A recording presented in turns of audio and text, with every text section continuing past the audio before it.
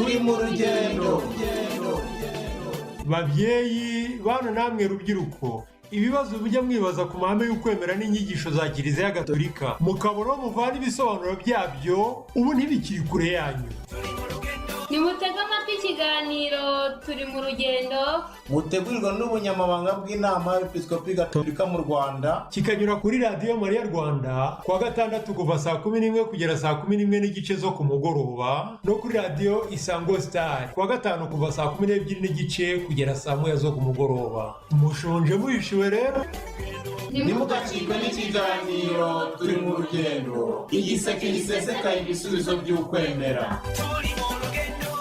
Turabashimira kuba mwitabiriye iki kiganiro cyacu. Ni ikiganiro cyitwa turi mu rugendo. Turi mu rugendo ni ikiganiro gifasha abakristo Gatolika ndetse n'abatariho gusobanukirwa n'ukwemera Gatolika ndetse no kubona ibisubizo ku bibazo bimwe bibaza, harimo no kungurana ubumenyi. Njyewe tugiye kuganira nitwa Telesphore Kaberuka, abasaza ndamurira hano muri Conference Episcopale nkora muri serivisi ishinzwe guhindura inyandiko mu zindi ndimi, ariko nkaba nkora no mu itangazamakuru muri Kiliziya Gatolika. Nk'abantu tugiye kuganira bya byiza, ninde tugiye kuganira, ninde tugiye kubana muri aka kanya mu kiganiro turi mu rugendo, aho tugiye kuganira ku ndirimbo cyangwa se kuri korali ya liturujia uyu munsi.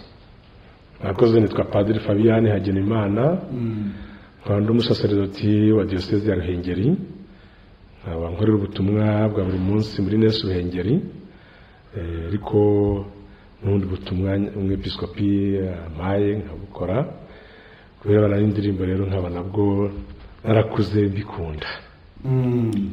Padiri Fabian, muti indirimbo mwakuze muzikunda, ariko nk'ubu muteze amatwi ikiganiro turi mu rugendo kakanya ugiye kumva Padiri Fabian atuganiriza ku myitwarire ibereye abaririmbyi muri korali ya liturujia.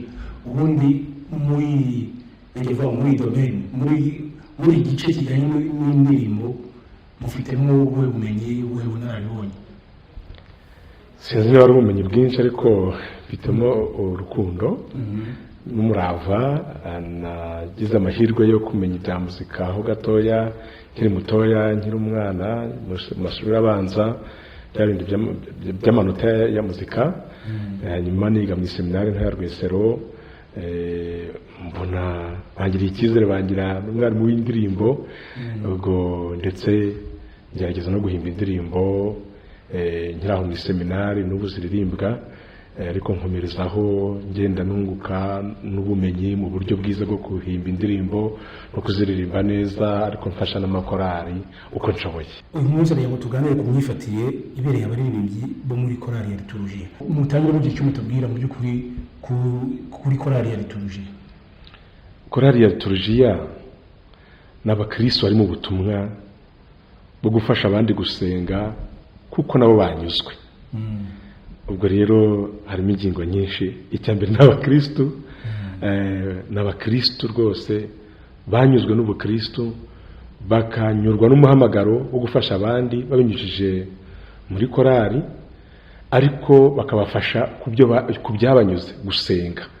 Ubwo rero korali ya liturujia ibifite amajwi meza y'abantu batandukanye, ariko bashishikajwe no gukura mu bukristo no gusohoza ubutumwa muri Kiliziya, bafasha abandi bakristo gusenga babinyujije mu ndirimbo, ko baziririmba mu majwi n'ibikoresho n'ubundi buryo bwose bongeraho. Aha rero ndagira ngo mutubwire mu by'ukuri ku buryo burambuye umuririmbyi muri liturujia afite ubuhe mwanya muri liturujia? Liturujia kubera ko ari igikorwa rusange kigamije gusabanya abantu n'Imana. Buriya mu kuririmba ngo iyo uririmbye neza usenga kabiri. Kiliziya yakuze yifashisha indirimbo nk'uburyo bwiza bwo gusenga. Noneho liturujia rero kubera ko ari isengesho rikuru riba rikomeye nyine mu Kiliziya, rihatsa ayandi, ntabwo ubwo indirimbo ntizaburamo kuko indirimbo nyine zifasha gusenga. muri iyo liturujia rero haba harimo abantu bafite imirimo ubutumwa butandukanye, n'umuririmbyi akagiramo ubutumwa budatandukana n'ubw'abandi, ahubwo bwuzuzanya n'ubw'abandi, bityo rya sengesho rikazamura imitima y'abakristo isabana n'Imana. turimo turavuga nyine muri liturujia, hari amagambo amwe abantu tutari dusobanukirwa. Hari abavuga ngo muzika, abandi bakavuga indirimbo, abandi korali. Ayo magambo madufasha kuyumva, aratandukanye, avuga ikintu kimwe? Aratandukanye. Tuvuge nka muzika. Muzika umuntu yavuga ko ari ubugeni, ni ubugeni bwo guhuza amajwi bikurikije amategeko mu buryo buryoheye amatwi. Bishobora kuba ari muzika y'indirimbo izwi iyi n'iyi, cyangwa se ari muzika y'indirimbo itanabaho ariko ari muzika itondetse neza. Ishobora kuba iririmbishijwe ibikoresho, ibicurangisho, cyangwa se amajwi y'abantu. Indirimbo rero izifite ubutumwa. Igihe muzika ari bwa buryo bw'amajwi asobetse neza akurikije amategeko anyuza amajwi, indirimbo yo izifite ubutumwa ubu n'ubu, ndetse buvugitse mu buryo bumeze nk'igisigo cyangwa se nk'umuvugo. Ubutumwa ku buryo indirimbo ihinduka, umuntu yavuga ngo ni disikuru. Umuntu aba ashaka kugira icyo avuga, yaba abwira abantu, yaba yibwire, yaba abwira Imana, ariko ni ubutumwa wabukubiyemo. Noneho kuba buririmbitse buzamura amarangamutima mu buryo imvugo isanzwe itari kubasha kuyazamura. Muri ubwo butumwa rero ushobora kuririmba wenyine, ushobora kuririmba n'itsinda, cyangwa se mukaririmba mwitwa korali.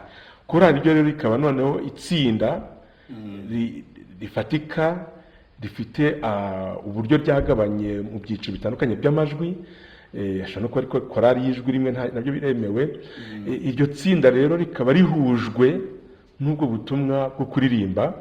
Bashobora kuba korali iririmba ibyo mu kiliziya cyangwa se iririmba ibyo hanze, bose baba bakora ubutumwa butandukanye, ariko icyo baba bagamije ni ukugira ngo ya ndirimbo igaragaze neza ubutumwa buyikubiyemo.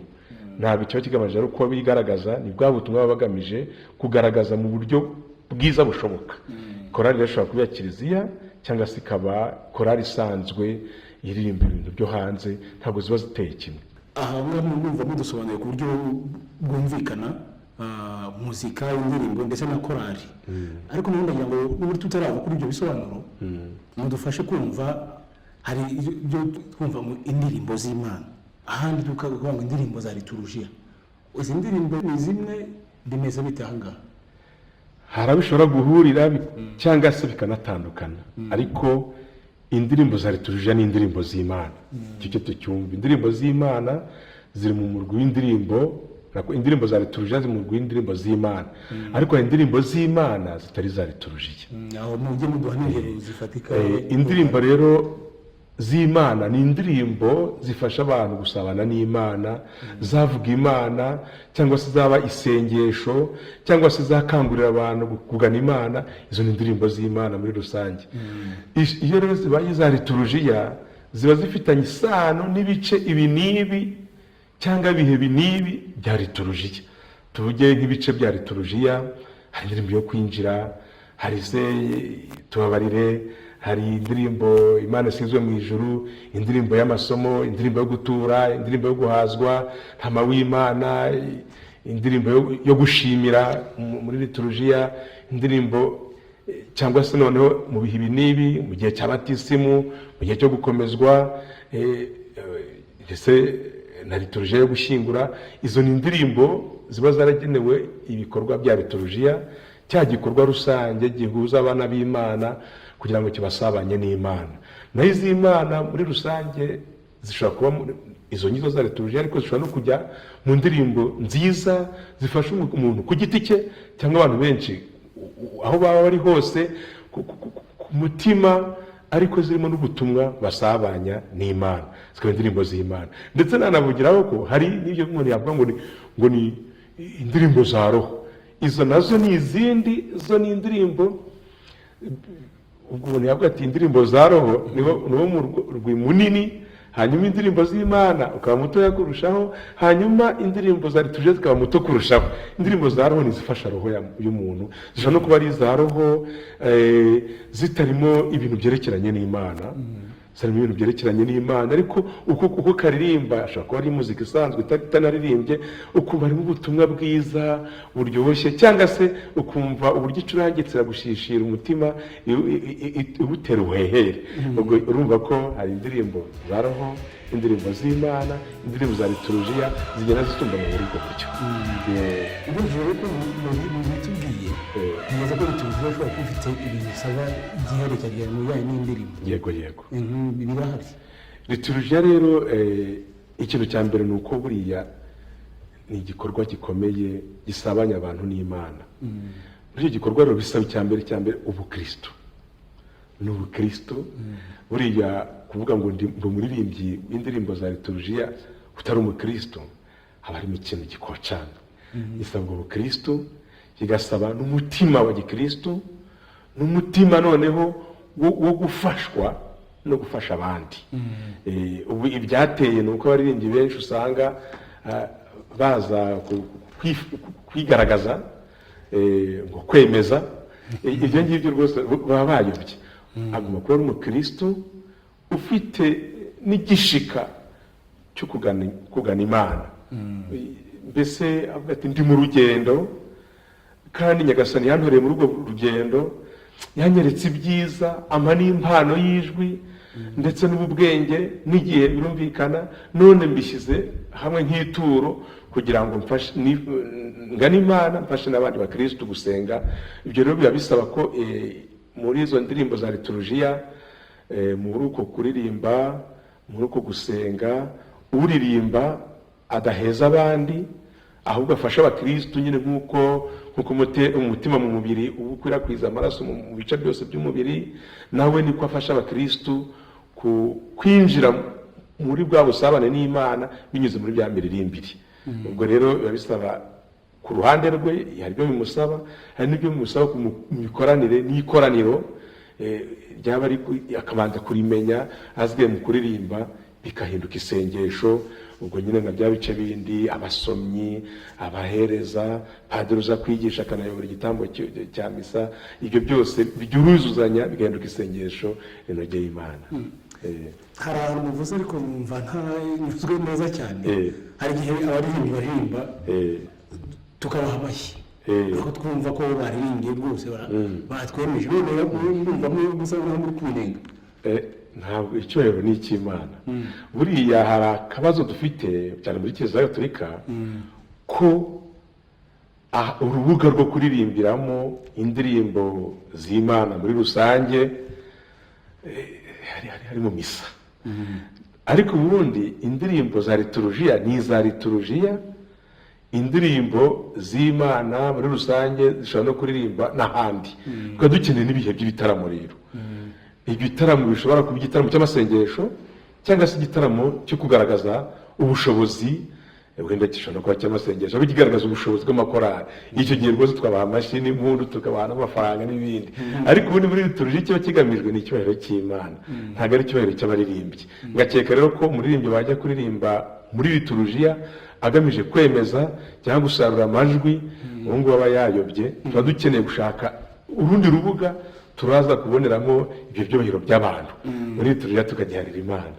Tukiri aho ngaho mu twinjiza mu myifatire y'umuririmbyi, natubwiye ko muri liturujia umuririmbyi ntabwo aba ari wenyine, bari kumwe n'abandi n'abakristo. Yitware gute kugira ngo wenda n'abakristo bumve ko bafashijwe nawe?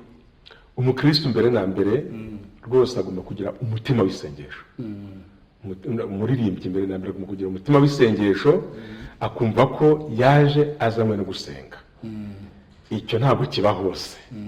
Hari benshi usanga barangaye cyangwa barangaza, ariko agomba kumva ko yaje gusenga, akaza azanye ituro kuri ya mpano ye, ituro yageneye Imana ryo gufasha abakristo. Ibyo rero ari mu buryo yitwara muri korali muri rusange, uko abahagaze, uko abarangurura amajwi, uko niba bibaye ngombwa kubyina, ibyo byose yirinda ko wa mutima w'isengesho uza kwangirika. Ni umutima rero w'isengesho, icyo ni ngombwa. Hanyuma akarangwa birumvikana n'ubumenyi ariko n'ubugeni.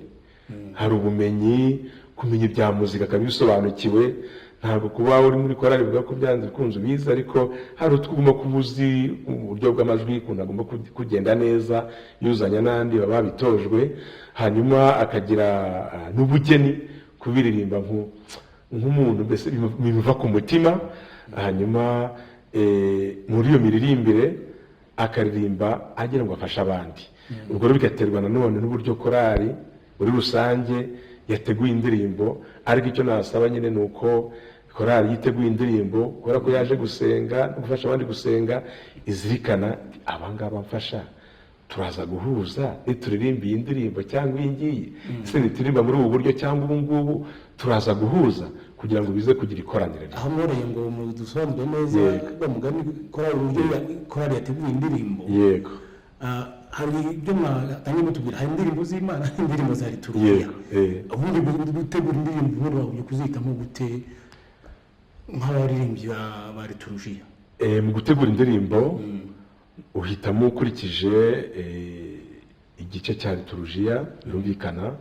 Niba tubyara misa, igice cya misa iki n'iki, ukanakurikizaho igice cy'umwaka birumvikana. Niba turi mu gihe cya Pasika cyangwa mu gihe cy'igisibo nabyo ukabimenya.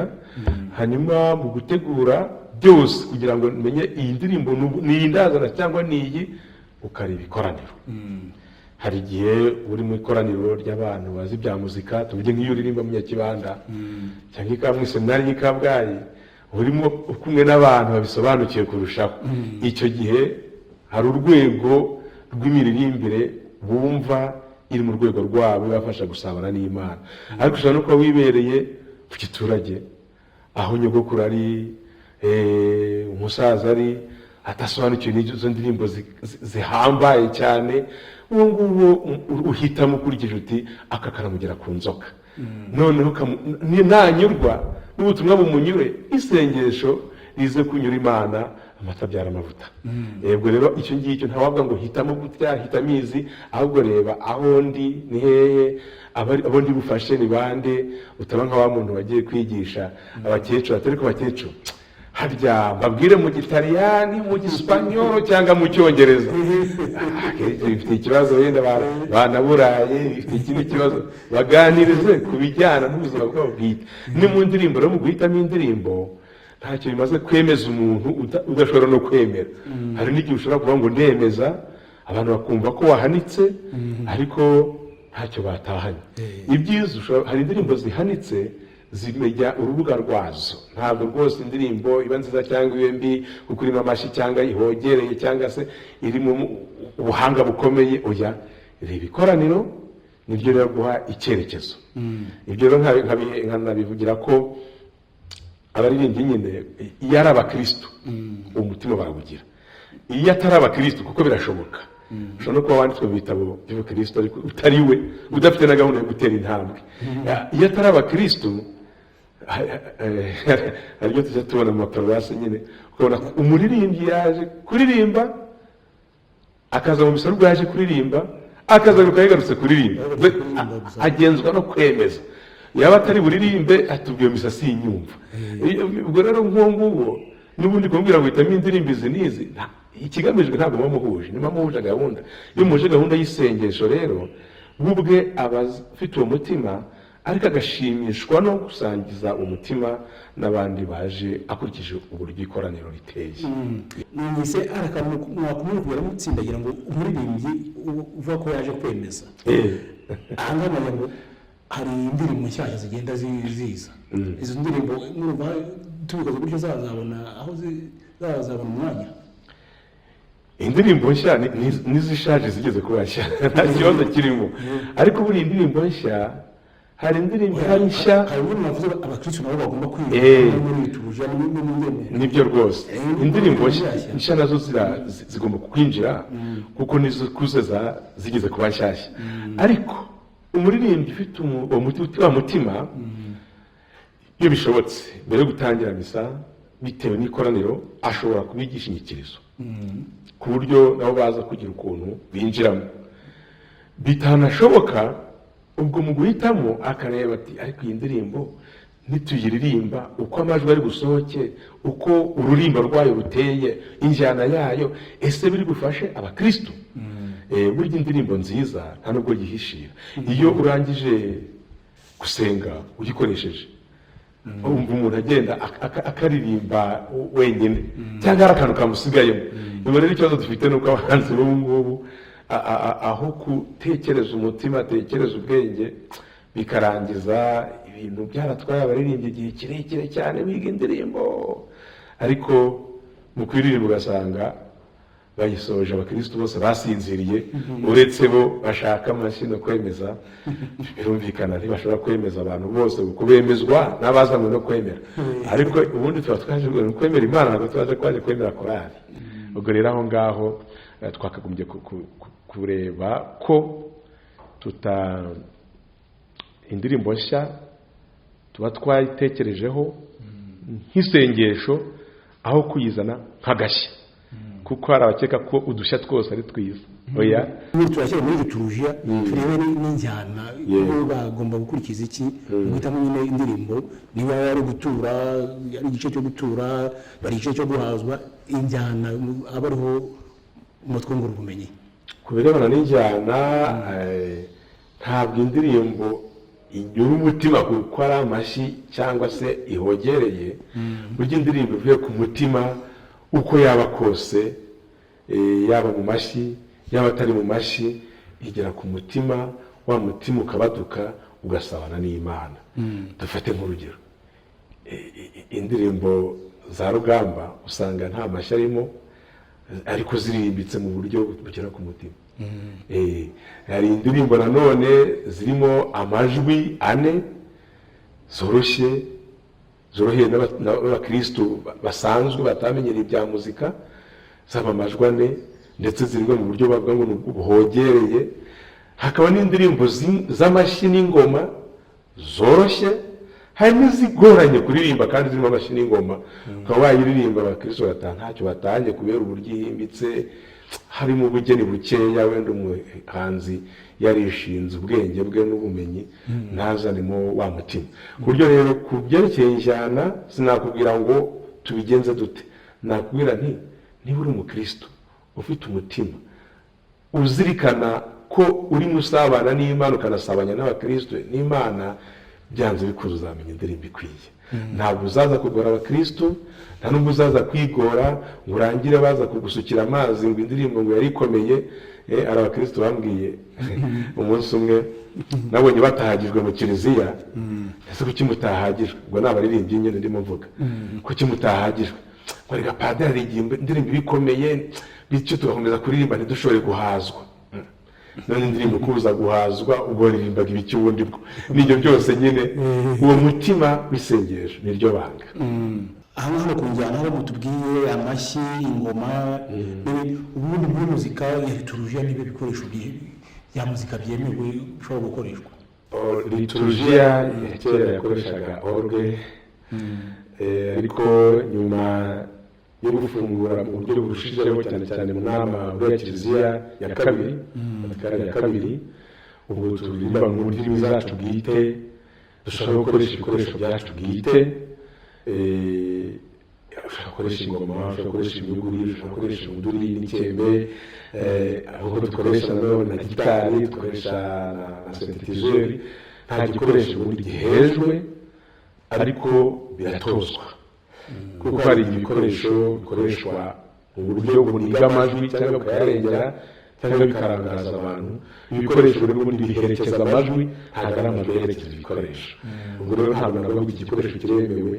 Ubu twimenyereje iyi synthesizeri, ariko ni nacyo gihombo cyacu, kuko synthesizeri ni ikoranabuhanga ririmo n'ingoma, ririmo n'ibiki, ariko ntishobora gusimbura umwimerere w'ingoma, ikinyuguri, udukoresho dusanzwe twacu, kuko byo biba byegera umutima w'umuntu.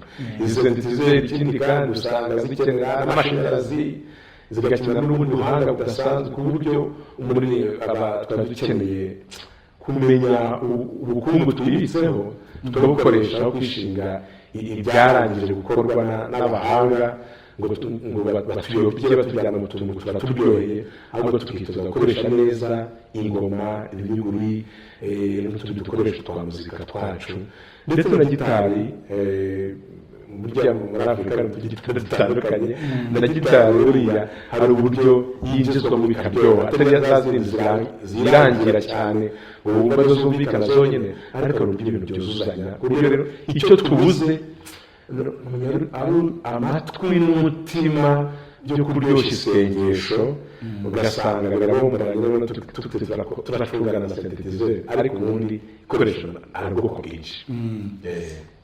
dukomeje kuganira ku muririmbyi na liturujia, ndagira ngo none iyo nkuriya muntu uyoboye korali yagiye gutera indirimbo cyangwa se wanakebuka areba umuntu uyoboye liturujia, niba ari umusaseridoti ugasanga aramurebye, niba ari wenda umuyobozi w'umuhimbazo, ubundi bakorana bate? Bagumye gukorana bate? Ubundi barakorana, bakagombye gukorana, ndetse bibaye ngombwa abaririmbyi bagombye kwicarana na padiri uri buyobore igitambo cy'ukarisitiya, ndetse yaba atari padiri uyobora umuhimbazo, ku buryo padiri uza kuyobora cyangwa se umuhimbazi uza kuyobora, umuyobozi ataza gutungurwa niba uri buve mu byo ayoboye. Kubera kumenye usanga korali itegura ukwayo, padiri nawe agategura ukwe, bagahuriramo, ariko ubundi twagombye guhurira mu myiteguro, kuko tuba dutegura igikorwa kimwe kiza kuba isengesho ry'umuryango w'Imana. Iyo rero bitanashobotse ko abantu bategurira hamwe, icyo tuzi ni uko indirimbo zo muri liturujia ziherekeza igikorwa iki n'iki. Ntabwo abaririmbyi baba bashaka kuririmba ngo na padiri asome ubundi yigishe, byose biruzuzanya. Niyo mpamvu tuvuga niba turimo turatura, ntabwo bisobanutse ko turangiza gutura ngo korali zikomeze ziyongeze ibitero ngo n'ikintu twakiriye n'ikintu twakiriye n'ikintu twakiriye. Iyo ntacyo bishatse kuvuga rwose. Uyoboye ni padiri, uyoboye igitambo cy'ukarisitiya, tuvuge ku gitambo cy'ukarisitiya. Niyo mpamvu iyo igikorwa kirangiye, niba ari umutambanyi urarangiye, ntabwo indirimbo y'umutambanyi ikomeza. Niba ari ugutura irarangiye, ntabwo gutura indirimbo yo gutura ikomeza. Niba ari uguhaza birarangiye, ntabwo ukomeza kuririmba ibitero by'indirimbo zo guhaza kandi murangije guhaza. Bityo rero umuririmbyi agomba kumenya ko ayobowe na padiri w'igitambo cy'ukarisitiya, noneho bagakorana, atarwa ngo ngiye mfite ibyo nateguye nawe ufite ibyo wateguye, ibyanjye birangiye nawe byabihaza, oya byabibaye akavuyo umugani w'uko y'iki gihe. mbere rero tuze ku bahanzi, hari abantu mugeze gukomeza ku bahanzi b'indirimbo, tuze cyane cyane abahanzi b'indirimbo za liturujia. Hari aho dutangira mwatubwiye ubugeni, aho muri sobanura muzika n'ubugeni, noneho hari n'ubumenyi bw'ubutumwa ya ndirimbo. Ese aba bahanzi ubumenyi n'ubugeni babifatanya bate kugira ngo bafashe abantu bari muri liturujia? Ubu hari ibyateye abantu benshi babaye abahanzi kubera kwishakira izina n'amafaranga bigeretse.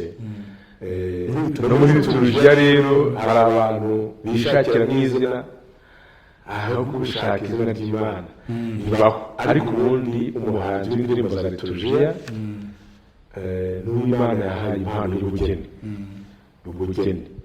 Imana yahaye impano y'ubugeni, yagira ubumenyi bikarushaho. Ubumenyi ubwo ni ukumenya gusobanukirwa n'ibya teolojiya, gusobanukirwa n'ibya liturujia, gusobanukirwa n'ibya muzika, ubwo ni ubumenyi. Ariko ubugeni ni kwa kundi wumva indirimbo ivuye ku mutima w'umuntu rwose, ku buryo nubona ubwo bugeni bwe umva nawe ntacyo bukubwiye. Aho rero umuhanzi w'indirimbo za liturujia agomba kwitwararika, ntiyishinge ubwo nziri bya muzika nkaba narize na teolojiya, cyangwa ari aho nabyumviriza bigatugeza Imana ubu nanjye mbaho. guhanga indirimbo abiki bavuga ngo gukora indirimbo ibyo nabyo ni ibyago ubundi ubugeni ntukorwa ubuhanzi ku buryo ariko burimo wese atari gukoresha ubwenge gusa cyangwa kwinjira mu cyuma cy'abakazi mu bintu bya muzika akakuvangavangira indirimbo nawe ukabona muvuga ngo uti ubundi indirimbo ntayikoze umuhanzi yakagombye kuba w'indirimbo za liturujia umukristo urumvikana ukunda isengesho ukunda gusobanukirwa n'ibya kiliziya akaba azi neza ko iyo mpano Nyagasani yayimuhaye ubundi akaba ibya liturujia hari icyo abyumvamo ku buryo najya guhanga avuga ati icyo ubutumwa nazanye buje bwuzanye n'ubwari busanzwe ati dumbukiza muri rusange ndetse byashoboka agitangira ntaze ngo indirimbo ubwo yayitangiriyeho ngo ihite ijya kuririmbwa oya ahubwo akayiha abandi bantu bakamureberamo bakareba niba ari mu butumwa bwiza niba iririmbitse mu buryo bwiza niba injyana ari nziza niba yuzuzanya n'ibihangano biriho bityo akaza gutanga ubutumwa na kiliziya yemera ku buryo rero abahanzi bafite ubutumwa bukomeye uretse ko bambaye ikizere batamenya ko kera hariye babukandanya batabumva injyana umuhanzi nta ndirimbo ya liturujia yabonye gutekereza ku ki yagera ku bijyanye n'injyana burya indirimbo za liturujia zagiye zigera zifite amateka maremare ibi tuvuga ngo Chant grégorien nayo niyo mu gihe nyine cya Gregori ifite igihe gitangiriye mu gihe cya Yezu uko byagendaga mu gihe cya Kiliziya gitangira uko byagendaga byagiye bikura ariko icyo twavuga twe duhere kuri Vatikani inama ya Vatikani ya kabiri imaze kwemera gusenga no mu ndimi bwite z'abaturage n'imiririmbire nayo yarahindutse bivuga ko ushobora kuririmba mu buryo bwa Chant grégorien ntabwo ifite uko iteye ariko hari n'uburyo mu Rwanda dutangira kuririmba twakomeje kugendana n'abamisiyoneri batugejejeho ubutumwa tugenda tubagenderaho ariko hari n'uburyo haje kuba ivugurura hazamo indirimbo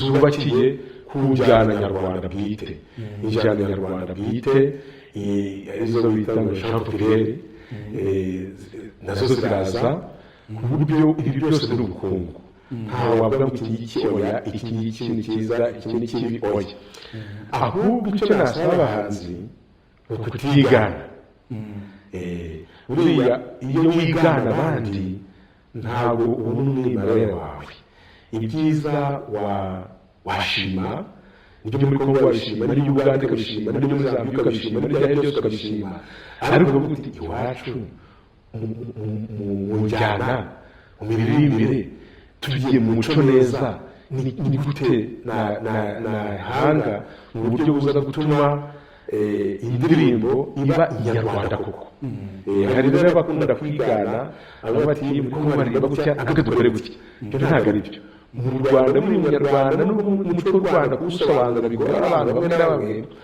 umunyarwanda indirimbo y'u Rwanda cyangwa imbyino y'u Rwanda urayumva ukumva ni Nyarwanda n'indirimbo no muri liturujia nta mpamvu yo kujya kwigana utw'abandi ngo kuko tugezweho kuko iyo byiganye na n'ubwo bimara kabiri birongera bigasazwe n'ukuvuga igiye kuzana na reggae muri liturujia wayizana wanayiririmba ariko se yamara igihe kingana iki rero ngiye ko reggae se ntibabikoresha wenda ushaka ugahimba injyana ya reggae kugira ngo ubone rwa rubyiruko warubona ariko warumara iminsi ingahe buriya urubyiruko nubwo rukunda utuntu dushashagira urubyiruko uko dukunda utuntu dushashagira niko runatujugunya vuba ariko buriya rufite amaraso yarwo y'urubyiruko rwacu afitanye isano n'umuco wacu umuco nawe uragenda uhindagurika birumvikana ariko nubwo uhinduka icy'ingenzi kirasigara ku buryo si ngombwa ko mu birebana na liturujia uzanamo ibintu byo gukurura ngo nkurure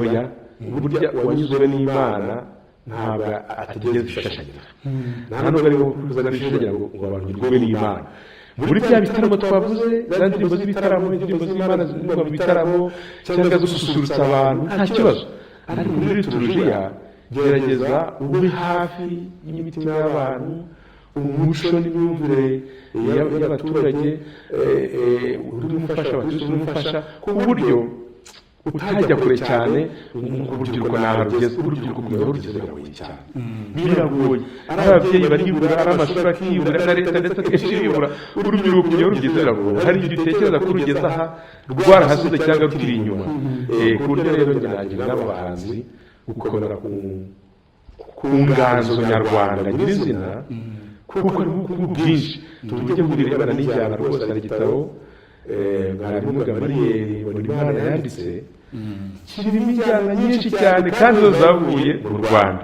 ndetse yewe nagiye mvomamo hari inganzo nagiye mvanamo numva biraryoshye tujye nk'iyo ndirimbo nguyu mugati wamanutse mu ijuru uryo uwo mugati azaba witeka nasanze iyo njyana muri icyo gitabo gifata urwo ngurwo nahere kuri bwa Bikira Mariya ngo musozi singize umubikira ariko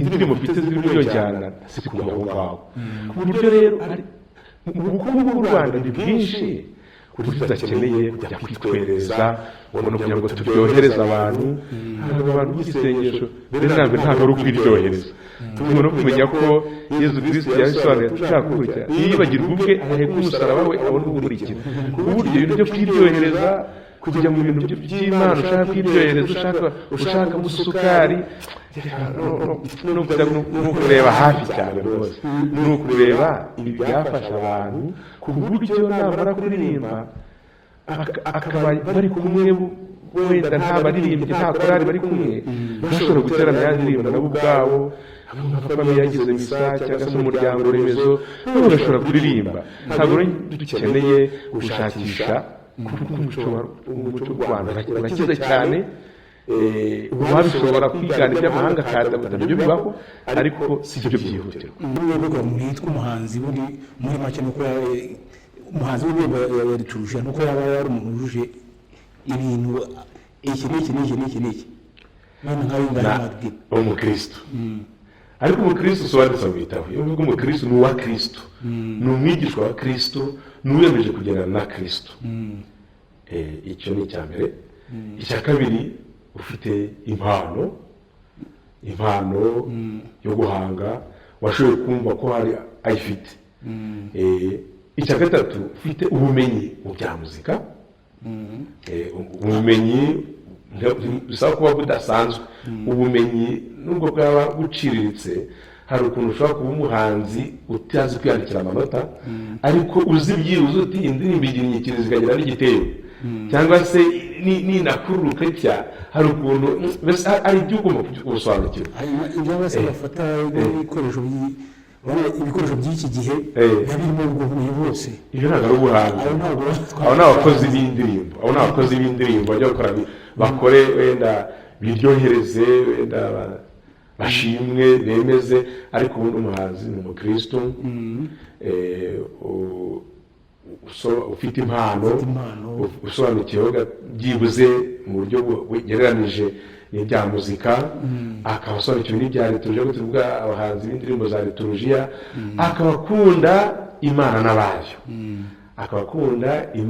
n'abayo ibyo byibuze twafata ibyo ngibyo ubundi ibiraza kuva muri ibyo byanze ko bizafasha umuryango w'Imana tukigurana kuri korali yo muri liturujia yego tukabyanisha n'abahanzi hari uburyo muri ubwo buryo bwo guhitamo indirimbo hari n'igihe n'umuhanzi ashobora gukorana na korali akavuga ati izi ndirimbo zanjye zigomba gutambuka ntihaze uretse ku mikoranire hagati y'abaririmbyi n'abahanzi nyine ubwo akomuvuze k'abahanzi bajya kwiyamamariza mu makorali ku buryo ageraho akabafata mu bugwate uwo nguwo habuzemo cya kindi twavuze akaba yumva amakorali akaba yumva ko umwaka w'umuhanzi wabo niba adahari uwo ntiyashakashakaga Imana yari ishakashakaga ushakashaka Imana yiha rugari buri wese agira ishema ko indirimbo ye yahimbye wenda yumvikana ariko gufata korali bugwate ngo igomba gusohora indirimbo zawe, igomba kuririmba indirimbo zawe, ubu ufise hari akantu kanini ububuze.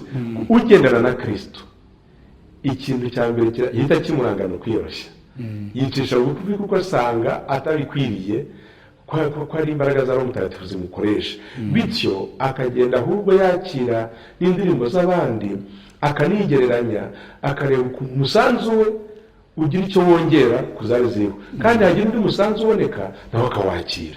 Ibi byo guhanga indirimbo rero ushakishamo izina ryawe, ubanza shitani yabyivanga bo ntubimenye. Ariko izo ndirimbo zabo ntibazitambutse, niba yagize amahirwe akaba ari umuhanzi, akaba ari muri korali, izo ndirimbo ze biranashoboka ko ariko birashoboka ko ushobora no kubwira korali uti indirimbo zanjye tuzishyire kuri CD, nta kibazo. Ariko kuzishyira kuri CD no kuziririmba zonyine muri liturujia ni ibintu bibiri bitandukanye. Bashaka kuziririmba bakazishyira kuri CD, ariko igihe liturujia mugategurana bwa bwiyoroshye naho umutima w'isengesho, aho kugira ngo abakristu usange mu gacaka naka baje umuhanzi uyu n'uyu nkaho nta zindi ndirimbo zihari. Ku buryo korali iririmba indirimbo z'umuntu ikazishyira kuri CD nta kibazo, nizo aba ari ijana ikaziririmba nta kibazo, ariko icyo ni igikorwa kimwe. Ku birebana no kuririmba muri liturujia ni ikindi. Mutubwiye kuri korali, ku myitwarire ya korali muri liturujia, mutubwiye ku muhanzi muri liturujia n'ubundi, n'ubundi ngo mutubwire ku myifatire noneho y'umuririmbyi utanga ubutumwa mu kiliziya, akoresheje indirimbo. Ubundi umuririmbyi yitwara ate atari gusa mu kiliziya wenda no hanze, kugira ngo nyine bwa butumwa burya? Reka duhere mu kiliziya. Hari imyifatire umuririmbyi ikwiye kumuranga, ni ukubaha inzu y'Imana. Icyo ni icyubahiro cy'inzu y'Imana rwose kigomba kuza mbere. Aha ni wa umuririmbyi aje kuririmba muri liturujia, yubaha inzu y'Imana, azinduke, aje asenge, ntabwo aje kuririmba gusa. Hari abaza bifashe mu mifuka, aje gushaka intebe ze, dore ko intebe zabo ziba zihari, niyo kiliziya yaba yuzuye bizabo ziba zihari, ariko yubaha inzu y'Imana, aze nk'umukristo, kuko ni umukristo uko nabivuze wahawe ubutumwa budasanzwe, aze yubahe kiliziya, yubahe ikoraniro, yubahe bagenzi be, maze ibikorwa muri liturujia nawe abigiremo uruhare. Hari igihe padiri atera indirimbo kubera ko korali atari yateganije ntiyiririmbe, igaba yanamusuzugura. Ese nk'abo ngabo urumva atari shitani wabyivanzemo. Umuririmbyi rero agomba kumenya ati nubashye inzu y'Imana, nubashye abayoboye igitambo cy'Ukaristiya, ndimo ndakorana na bagenzi banjye nabo ndabubashye, nubashye imbaga y'Imana mu myambarire, mu myicarire, mu myitwarire, byose birahesha Imana icyubahiro. Ntazamura amajwi, ayazamura ari ijwi risenga, aho kumvikana ko ari ijwi ryigaragaza. Igihe cyo gupfukama yapfukamye, igihe cyo kujya gutura ntabwo ashishikariza abantu gutura, we nta n'icyo atanze ngo twe twaririmbaga ngo tuzi gakira dawe ntacyo dusize. Uhagaze aho ngaho n'umutanzi iki? Nta turo watanze, we ushishikariza abandi biki? Noneho igihe cyo guhazwa cyagera, yewe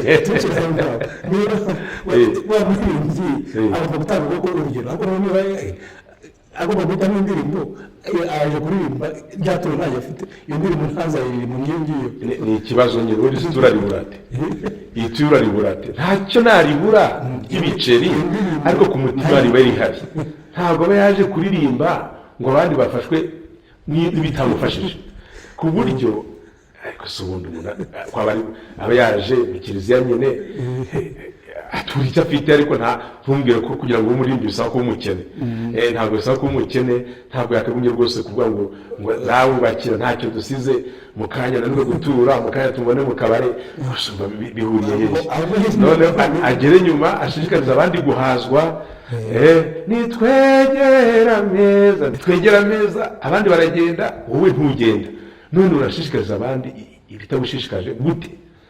gute uko kumenya gupfukama, igihe cyo gupfukama, igihe cyo guturuka cyubahiriza, igihe cyo guhagarara, ariko cyane cyane igihe cyo kumva ijambo ry'Imana nawe ukaryumva.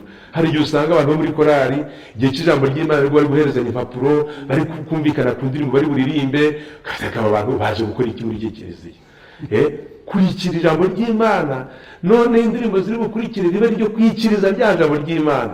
Buriya liturujia ikozwe ku buryo nta gice gitandukanye n'ikindi, ibice byose biruzuzanya kugeza ku gusoza ngo bati mugende muhawe ubutumwa, hasi akagenda agenewe kwamamaza ubutumwa, ahubwo ngo ngiye mvuye mu butumwa mwanyu mugiye kwamamaza ubutumwa, ahubwo nanjye ngiye mu butumwa bwo kwamamaza ko nanyuzwe n'ijambo ry'Imana. Ubwo rero aho ngaho iyo ni imyifatire ubwayo. Ubwo rero birumvikana amakorali ahitamo umwambaro mwiza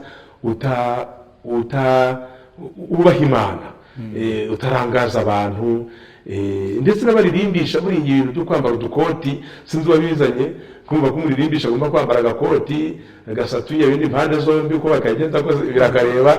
Ibintu ni imico rwose itariyo. Imyambarire tujya kwizwi kwite batambara ikanzu, n'ubu yamaze kumera ko hari umusore rero uzi kwambara abandi yanagatiye kugeza atakwambara ikanzu, ubundi akaririmbisha neza mu bwiyoroshye, kandi igihe aririmbisha amenye ikoraniro, amenye korari n'ikoraniro bose rero uko bose bakwinjira mu gikorwa, aho kugira ngo ahugire kuri korari ikoraniro yaritaye. Ibyo byose iyo nyifatire navuga. Hanze rero umuririmbyi buriya ni umunyagikari w'Imana, umuririmbyi ni umunyagikari w'Imana, ni umutoni w'Imana, ni umuntu ufite ubutumwa budasanzwe, kandi Imana ntabwo ituma bo batabanye. Muribuka babigishwa ba Yesu Kristo banyeye Yohani bavuga bati, ababaza ati murashaka iki? Bati utuye he? Bati nimuze murebe. Umwigishwa wa Kristo n'uwabanye na Kristo, babanye nawe bavuyeyo bajya kwiharira abandi, twabonye umukiza. Ubwo rero umuririmbyi agomba kuba umunyagikari w'Imana, akamenya ko kuba ari muri ubu butumwa ari uko na Nyagasani yamubengutse, hari ukuntu yamushimye akamuha ubutumwa budasanzwe, bityo ntamukoze isoni. Ubwo rero imibereho y'umuririmbyi iragaragara cyane hanze, ikagira icyo imurikiraho abantu cyangwa se ihungabanyaho abantu bitewe n'uko imeze. Ntabwo uburyo umukristo uko abayeho, ariko ni n'umuntu wese, ntabwo avuga ngo ubwo ijambo ry'Imana ryarigeza nta kibazo, n'uwarivuze aramureba. Niba ari padiri wigishije, n'uririmbyi waririmbye cyangwa waririmbishaga, abareba ati kiriya kigo nicyo kindi mu mwenda cyanze kunyishura. Ubwo ababizi umuntu ry'imyenda y'abandi yishyuwe ajya imbere y'abandi akaririmbisha ate? Akaririmba ate? Umuntu wasenye ingo z'abandi ajya imbere y'abandi akaririmba ate? Akaririmbisha ate? Umuntu w'igisambo bafatiye mu bigori by'abandi, urumva biragenda gute? Umuntu urugo rwe rwasenyutse urwo rwana n'umugore ajya imbere y'abandi ukagenda gute? Umuririmbyi rero agomba kuba intangarugero mu myifatire ya Gikristo, akamenya ko uretse no kuba intangarugero agomba no kwitwararika, kubera ko iyo umukristo amubonye mu bikorwa adakwiriye kuba arimo, arahungabana cyane, nabwo ubutumwa bwose imbuto bwari bwareze zigahinduka ubusa. Abaririmbyi bagomba kwitwararika, n'abanyagikari b'Imana bafite ubutumwa kandi batwaye mu tubindi tumene ku busa, cyane ko nk'uko maze kubivuga, iyo umuririmbyi agutsitaje utangira kubigereka kuri kiliziya yose, nk'uko umupadiri atsitaje umukristo abigereka kuri kiliziya yose, ugasanga ndetse yanze no kongera kujya gusenga ngo ni ba bandi tuzambije, ugasanga birapfuye nyine. Ni kwitwara neza no kwitwararika, kuko duhetse ubutumwa mu bibindi bimene ku busa. Muragize muti umuririmbyi n'umukristo mbere ya byose cyane rwose, ariko hano bivuze ngo umuririmbyi n'umwigishwa wa Yesu. Aha ngaha wema dusobanurira cyane kuko umwigishwa wa Yesu nk'umuririmbyi, noneho mukabigira mu muririmbyi n'umwigishwa wa Yesu. Aha ngaha bishatse kuvuga iki? Abigishwa ba Yesu ngendeye ku rugero rwa Petero mutagatifu, nirwo nagenderaho, bemeye kuva mu byabo. Umwigishwa wa Yesu yemera kuva mu bye. Wibuka Petero ari umurobyi, ati nkurikira nzakugera umurobyi w'abantu, akava mu bye agakurikira Yesu. Bivuga ko afashe urugendo rushya. Umwigishwa wa Yesu agomba kumva ko afashe urugendo rushya. Yesu ati nkurikira, Petero yagiye akurikira Yezu ubundi akagwagwana rimwe akibagirwa ko yagomba kumukurikira akamutanguranwa akagira ate yewe aza no kumwihakana, ariko kugeza ku ndunduro Yezu amuha ikizamini cya nyuma ati Petero urankunda, yarangije avuga ati wowe nkurikira. Umwigishwa wa Kristo rero agomba guhora azirikana ko agomba gukurikira Kristo. Gukurikira Kristo rero so kumukurikira itagoro ibintu yihinduye ukundi, so kumukurikira ikana yahinduye amazi divayi, so kumukurikira ari gukora ibitangaza gusa, no kumukurikira ugaheka umusaraba wawe ukamukurikira. Kwa kundi Paulo mutagatifu yabyandikiye Timote avuga ati dore ijambo rikwiye kwizerwa, nidupfana nawe tuzabaho hamwe nawe, nidutwari hamwe nawe tuzima ingoma hamwe nawe, nitumwihakana nawe azatwihakana. Icyo kintu agahora kizirikana. Noneho by'umwihariko umwigisha wa Yezu asangira ku butumwa bwa Yezu, umusaserdoti, umuhanuzi n'umwami. Ashishikazwa no kwitagatifuza. Burya gusangira ku busaserdoti bwa Kristo mbere na mbere no gushishikazwa kwitagatifuza. Kwitagatifuza witabira igitambo cy'Ukaristiya uhabwa n'amasakaramentu. Uhabwa n'amasakaramentu, isakaramentu rya penitence rumvikana, isakaramentu ry'Ukaristiya uhabwa amasakaramentu. Hanyuma kwishushanya na Kristo umwigisha nukumva ijambo ry'Imana kandi rikaguhindura. Hanyuma umuyobozi Kristo nk'umuyobozi nk'umwami, so kuriba Kristo ni umwami gusa, ahubwo nukwemera kuyoboka ingoma ye no kumvira aho yatumye mu kuyobora kiliziya. Ubwo rero byibuze ibyo ngibyo akabikomeraho, ariko bikaba uburyohe kurushaho yinjiye mu butatu butagatifu, muri bwa busabane bw'ubutatu butagatifu, Imana Data na Mwana ari umutagatifu, nawe akinjiramo kuko Nyagasani Yezu Kristo yatwinjijemo. Yibwo avuze ati sinkibita abagaragu mbisi inshuti, natwe yaduhaye icyo kinyenga cyo kwinjira mu butatu butagatifu. Agahora rero akomeye ku isengesho, akomeye ku Mana, kandi azirikana ko Imana itamukuraho amaboko. Twavuze ku ndirimbo, mu by'ukuri indirimbo muri liturujia nicyo kintu twibanzeho, ku baririmbyi, kuri korali, no kumuririmbyi ku giti cye, aho tubwiye ko umuririmbyi ari umwigishwa wa Yezu, agomba kwitagatifuza, kwinjira mu butatu butagatifu, ndetse no kwihugura akagira ubumenyi. Ndagira rero ngo niba tugikura indirimbo ya liturujia, tukaba twumva indirimbo zitandukanye hirya no hino. Ugasanga hano bararirimba indirimbo muri liturujia, hano barayizi, hano ntibayizi, usanga ingiyi izwi cyane, izwi cyane. Ubundi ninde muri kiliziya ugena indirimbo za liturujia zigomba kuririmbwa? Ese aho batazirimbye baba bakoze icyaha? Mutubwire, muduhe amakuru kuri icyo kintu. Mbere mu bihe bya kera habagaho komite mu rwego rw'igihugu ireba ku ndirimbo z'abahanzi, ariko byageze nyuma ntibyashobora gukora ku rwego rw'igihugu. Abahanzi bakomeza kwisungana cyangwa kwisunga n'abandi bantu babishoboye. Ndibuka nkanjye indirimbo nyinshi zarebwe zinemezwa na Musenyeri Rugwejanga Federico igihe nari ndi Nyakibanda, hari izo yagiye yemeza. Hari amadiyoseze agifite uwo muco mwiza wo kugira komite ireba indirimbo, hari andi adafite amakomite, hari andi abahanzi bafite ukuntu bahura cyangwa se bagahana indirimbo kugira ngo barebemo biriko zisohoka. Hari naho ibintu bihogera bityo, umuhanzi yayirangiza agakwita muri korali cyangwa se akayijyana muri studio bikarangira gutyo.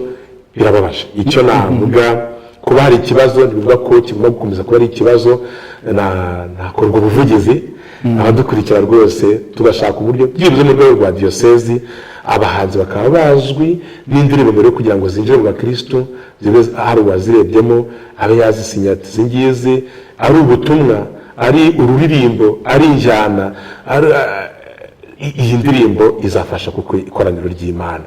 Icyo rero navuga nk'ubuvugizi, kuko ubu ngubu ntabwo hose bimeze kimwe, kandi si byiza ko bitameze kimwe. Kuri iyo ngingo rero ubwo nicyo navugaho. Ariko hagati aho ngasaba abahanzi kutiyizera ngo barenze. Iyo wahanze indirimbo wagombye kuyiha mbere na mbere umuhanzi mugenzi wawe, akarebamo ku buryo bigufasha kongera icyizere ko icyo gikorwa kiri bufashe n'abandi. Njyewe urabona n'imyaka ngezeho nk'ubu indirimbo ebyiri mperutse guhimba nazihimbye mfatanyije n'umufaratiri wo muri diyoseze yacu. Ni ukuvuga aramuhaye aranyumvira cyari muto yumvikana n'imyumvire y'umuntu ukibyiruka yumvikana andereramo ananyemerera gushyira amandi majwi nk'ubwo yampaye icyizere ko ibyo turimo ari bizima. Hari n'abandi bake tujya dukorana ukabona indirimbo arayimpa ati ndeberamo cyangwa se nanjye iyo ndangije ubundi igihe ngiha umuntu akarebamo, ariko ntabwo ari byiza kugira icyizere kirenze ngo nahimbye korari mwige ejo turirimba mu kiliziya. Oya, ntabwo ari byo rwose. Indirimbo imbere yo gufasha ikoraniro tujye tureba uburyo twayitegura ibi ya kiliziya koko inyuze mu nzego za kiliziya, niba izo nzego zitabibakirwa neza byibuze twisungane nk'abahanzi, nta kiba kitwirukansa. Burya ibyiza ntibikererwa. Niyo waza nyuma y'ukwezi wayihanze cyangwa nyuma y'umwaka ariko bari bakirebamo kugira ngo bakubwire bati ibintu ni bizima, nta kibazo. Icyafasha ni uko mu rwego rwa kiliziya y'u Rwanda haba umuntu yavuga ngo structure ifatika, ariko igidahari igihe itaraboneka abahanzi bamenyane ntago ari abantu bahanganye, ni abantu bafatanyije ubutumwa bamenyanye bafashanya. Abakiri bato cyane cyane bakisunga abakuru, ariko n'abakuru ngo igi ryahannye inyoni n'abakuru bakisunga batoya, ku buryo indirimbo mbere yo kugira ngo ujye mu bakristo uvuga uti hari kanaka bayirebyeho. Amakorari kugira ngo ujyemo rwa rugaga ryangwa ryashyira hamwe baba bazi abo bagennye ko bazamo. Niba ari korari y'abakecuru n'abasaza ugiye muri umusore akavuga ati urwego rwacu si urwo ngurwo. Niba ari y'urubyiruko uza y'umusaza bati oya jya gushaka iy'abasaza. Niba ari iy'abana ubwo bigenda gutyo. Ku buryo rero ni na byiza burana n'ubukungu kiliziya yifitiye kuba hari amakorari atandukanye, ugasanga muri paruwasi amakorari nk'10-15 ni byiza cyane. Ikibazo ni kimwe, ni gutekereza ko indirimbo zose bize zigomba kuzaza muri liturujia. Bazagera bazane na ndirimbo ya Champions League bayizane muri liturujia, bajya muri liturujia bakiriho. Indirimbo zishobora kuririmba muri liturujia, iyo ari za liturujia, izitari za liturujia zikaririmba mu bindi bitaramo by'amasengesho cyangwa ibitaramo bisoza umwaka, ibitaramo bya Noheli, ibitaramo bindi bisanzwe. Kujya muri korari ni ukujya mu ishyirahamwe nyine ry'aba bantu bahuje ubutumwa kandi bahuje urugendo rugana Imana. Ariko urugendo rugana Imana tugomba kumenya ko hagatanga turi muri iyi si nubwo tutarabisi. Bityo rero bakamenya guhura, bakamenya ko bakenera amafaranga, bakenera inama izi n'izi, bakenera amafaranga yo kugura ibikoresho, bakenera amafaranga yo kugura iniforme, bakenera amafaranga yo kwifashisha mu bintu ingendo zitandukanye, cyangwa se bashaka ku indirimbo zabo kuzishyira kuri CD, ku buryo nta amafaranga akenerwa. Ariko mbere y'ibyo byose njye natanga inama ko abaririmbyi bari muri korari aho guta igihe biga indirimbo cyane cyane badafite ubuhanga buhanitse, biga indirimbo igihe kirekire bakazayirimba ibagamije gusinziriza abakristo, nta kindi bagamije uretse kwiyerekana.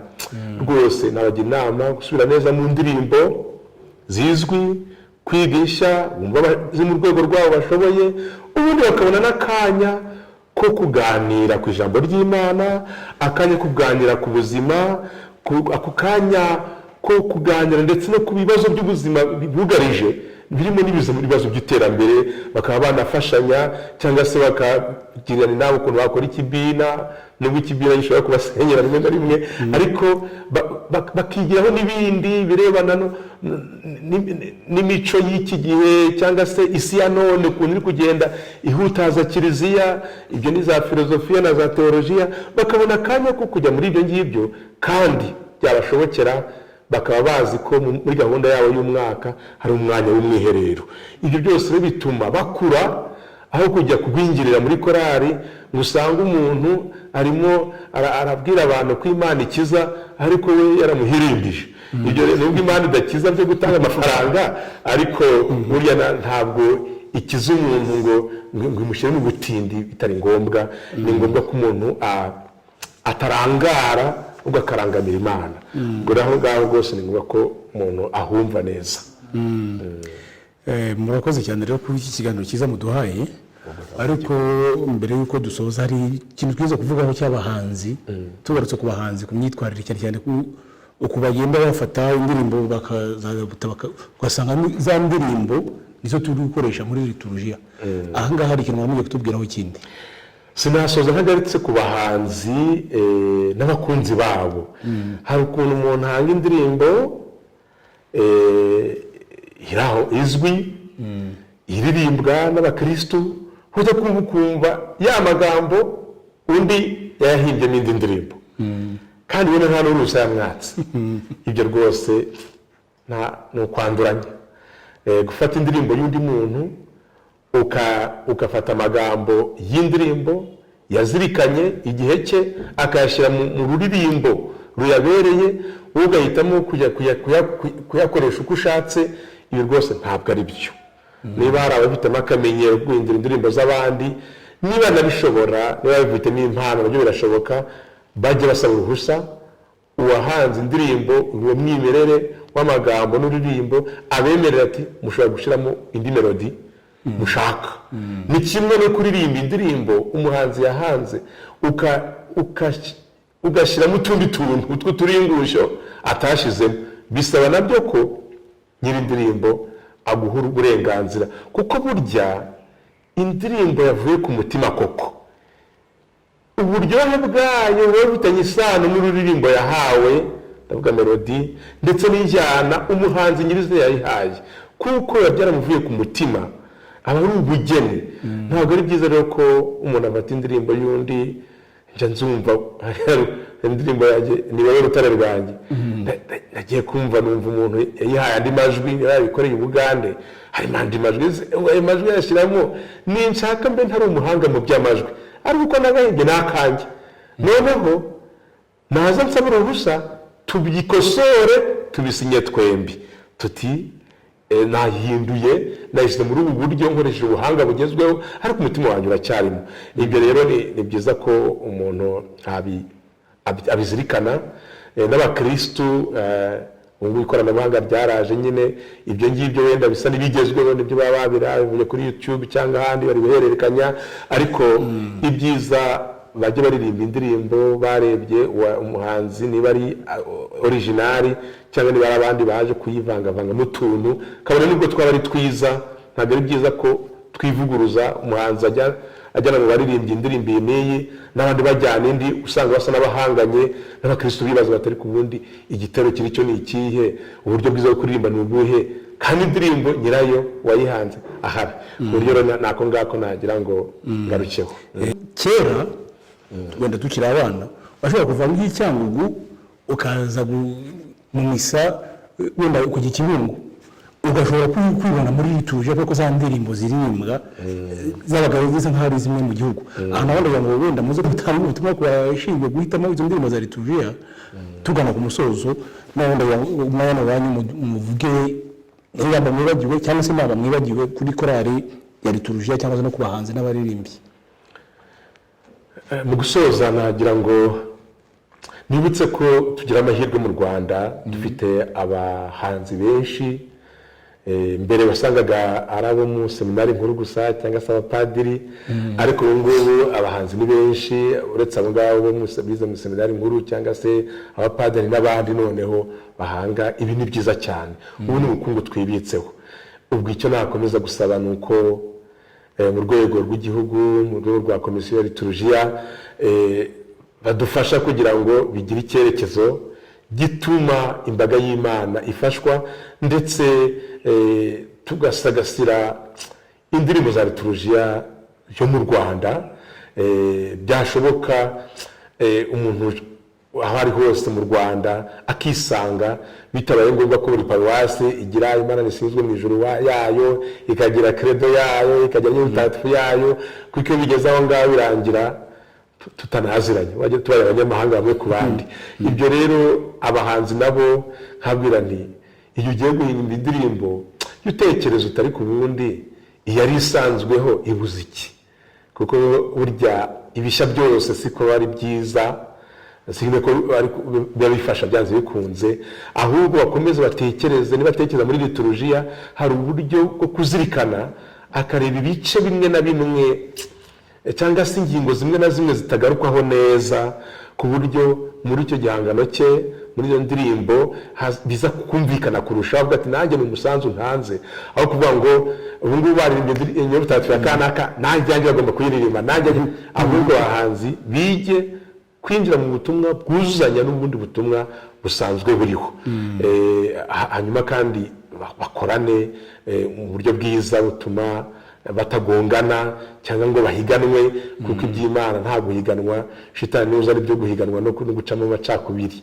Hanyuma abaririmbyi bamenye uko bareshya, igihe bafite ubushobozi bamenye indirimbo bashobora kwiga ko bazishoboye, ariko banareba ubushobozi bwabo bugeranye n'ubwa Kristo bazafasha, ibi byose babihuze, ntibihambire ngo kugira ngo bagaragaze ko nabo bakomeye, bihambire ku ndirimbo cyangwa imiririmbire iyi n'iyi, ahubwo bamenye uko bareshya, kw'ingenzi ni uko bafashwa bagafasha n'abakristo. Hanyuma ikindi ni uko abaririmbyi sinasoza ntabashimiye, abaririmbyi rwose bari mu makorari baritanga, uretse kuza gusura mu ndirimbo, kujya kuririmba muri liturujia, kumvira, gukorana neza n'abapadiri, ibyo byose ni ubwitange, ndabashimira rwose, ariko ari nako mbasabira ngo ejo batazaba nka wa mubumbyi urira ku rujyo, kubera ko bafashije abandi gusenga bo ntibasenge, ahubwo bakomere kuri Kristo batoye, ari n'abakesha iyo mpano. Murakoze cyane. Murakoze cyane Padiri. Turi mu rugendo. Babyeyi bana namwe rubyiruko, ibibazo bijya mwibaza ku mahame y'ukwemera n'inyigisho za Kiliziya Gatolika, mukabona muvana ibisobanuro byabyo, ubu ntibikiri kure yanyu. nimutege amatwi ikiganiro turi mu rugendo, mutegurirwa n'ubunyamabanga bw'inama y'Episkopi Gatolika mu Rwanda, kikazajya kinyura kuri radiyo Mariya Rwanda kuwa gatandatu kuva saa 11 kugera saa 11 n'igice zo ku mugoroba, no kuri radiyo Isango Star kuwa gatanu kuva saa 12 n'igice kugera saa 1 zo ku mugoroba. Mushonje muhishiwe rero, nimugacikwe n'ikiganiro turi mu rugendo, igiseke gisesekaye ibisubizo by'ukwemera.